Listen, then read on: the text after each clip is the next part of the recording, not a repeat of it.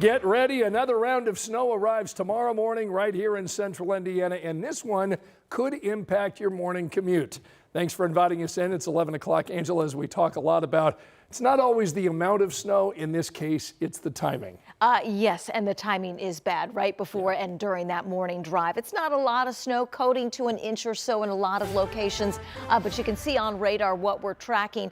This weather system is developing out to our west, and it is producing some snow from parts of Wisconsin, now as close to us as portions of Illinois. This will continue to move our way over the next several hours. You can see with Future Track 13, we're expecting some of that steadier light snow around 4 a.m. crossing the state line. It will have an impact on that morning drive, coating to an inch or so. The good news, it doesn't last long. By about midday, it moves out.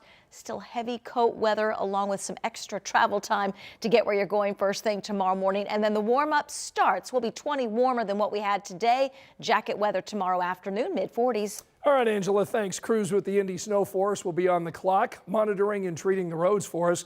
They'll be working 2 rotating 12-hour shifts. The first started minutes ago. DPW leaders urge you to give their drivers plenty of room to work. And remember to download WTHR Plus, because this is our free streaming app where you can see the extended forecast and our live Doppler 13 radar. Once you download it, you can watch it on your TV.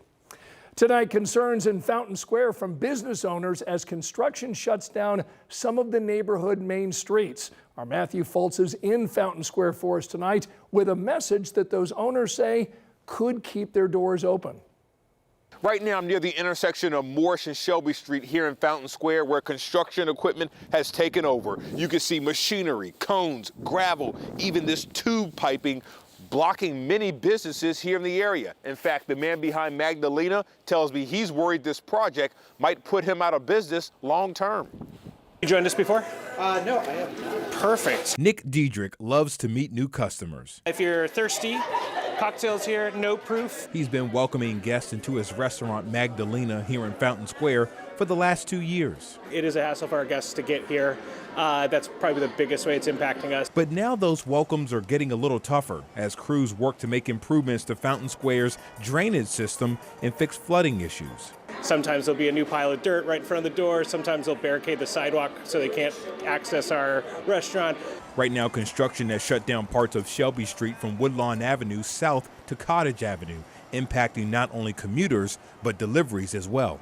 They don't know how to get here day to day because the traffic pattern will change relatively frequently. And he's not alone. Definitely seeing a huge fall off in just new faces. Blake Peoples runs the West Fork Social House just a few stores down. He's among the many businesses now getting creative to get customers through their doors. Doing a lot more social media stuff, so a lot more pictures and stuff. Like I said, we're trying to program a lot more events and just make sure that there's reasons to come out to Fountain Square. Every week it's a little bit more dire, so there'll probably be some more concerted pleas coming from us. While there's a long way to go before construction is complete, Diedrich just hopes he can keep his doors open to see it through. I'm definitely worried. I mean, it will be great if we can make it to the end of this, because the renderings I've seen look really good. It would be great to make this area a lot more walkable, for all of the business down here. But it's going to be a lot of pain and strife to get to that point. And Indy DPW tells me they anticipate construction being completed by the end of this year. They're also urging residents to sign up for construction updates. We'll have a link at our website at WTHR.com. Reporting here in Fountain Square, I'm Matthew Foltz, 13 News. Now, some people living in and around the Fountain Square neighborhood are also calling on big changes tonight for the South Split. Want to show you the community-based ideas that were just released as part of the Southeast Gateway Planning Study. The Rethink Coalition is behind this. The group's been really vocal for years about needed improvements to the city's major thoroughfares. Members have called for sunken interstates and reconnected neighborhoods. They tell us this study found how a revised South Split could free up to 8 acres of land that could be used for new homes and businesses. I think some of these concepts are really good, bold visions for saying, well, let's really make Indianapolis a walkable city, a place where people will want to live and move to and stay for the long term. These are big ideas with likely a big price tag. Estimates have the more ambitious designs topping $3 billion.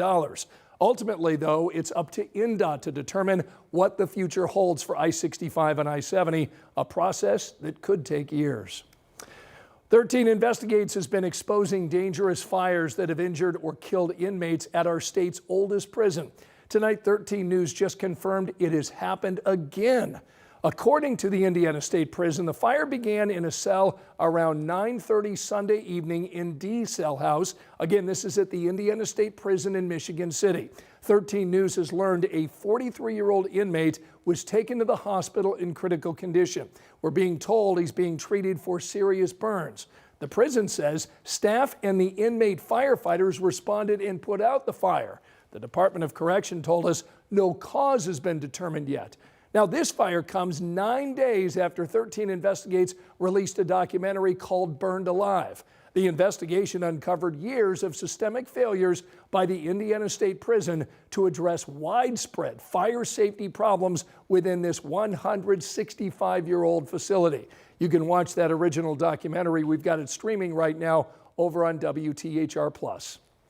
Tonight, we want to take a closer look at plans from Governor Mike Braun to bring 100,000 new jobs to our state. The governor wants to do it through $1 billion in tax credits over the next decade. The Indiana Economic Development Corporation is offering those credits to life sciences companies. Indiana Secretary of Commerce said determining whether a company gets a tax credit will be tied to the same metrics the state uses right now. So these jobs created will need to pay 125% above a county's average. As the new businesses come in or businesses expand here, we're going to hold that as a guideline and make sure they're performing against that in terms of the jobs that they're creating. Governor Braun told us it's not just about the tax breaks. The governor says for this kind of investment to be successful, the state will need other things in place like affordable housing, childcare, and an education system that supports workforce development. Tonight at 11, there is a bash in Indianapolis that's all about Blarney and brackets. St. Patrick's Day may be wrapping up, but the journey to our city and the Final Four is just getting started. Alex Almanza went downtown tonight where it was clear people are hyped. Yeah, there's lots to celebrate here downtown. It's St. Patty's Day. You've got the start of March Madness. Get some drinks going. Don't worry, this is Coca-Cola.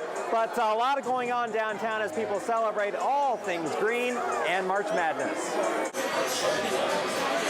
The night started young with green drinks on the menu and a cheers to a perfectly timed night out in the 317 down to the date 317. For some, it's pure luck.